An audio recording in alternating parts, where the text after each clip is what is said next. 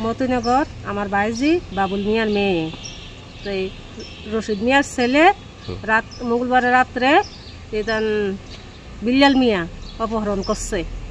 আমরা লগ থানাতে ডায়েরি করছি। ডায়েরি করার পরে আমরা কইছে যে কাগজ জমা দিতাম। তারপরে আমরা কাগজ জমা দিছি, সাথে সাথে যে ছেলের মা বাপ তুলে আনছে থানাওয়ালা। এক রাত্র একদিন আসিল।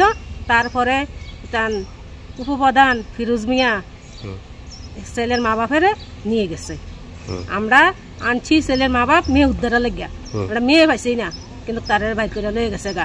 আমরা আছে না আইন আদালত সবার কাছে, শুধু মেয়ে চাই। মেয়ের বয়স কত? 14 শেষারি।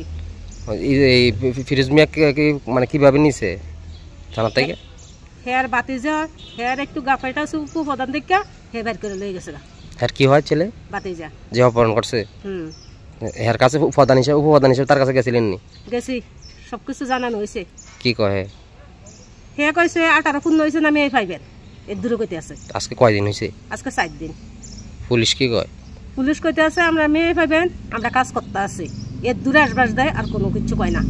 আমি বারবার কইতেছি মেয়ে যদি এসে তুমি মাইর হলা লাস্ট হইলেও আপনারা আমরা উদ্ধার করে দেন। আজকে 4 দিন হওয়ার পর কোনো খোঁজ খবর পাইছে না? না, তারা কইতেছে আপনারা খোঁজ করে দেন, আমরা নিয়ে আইব।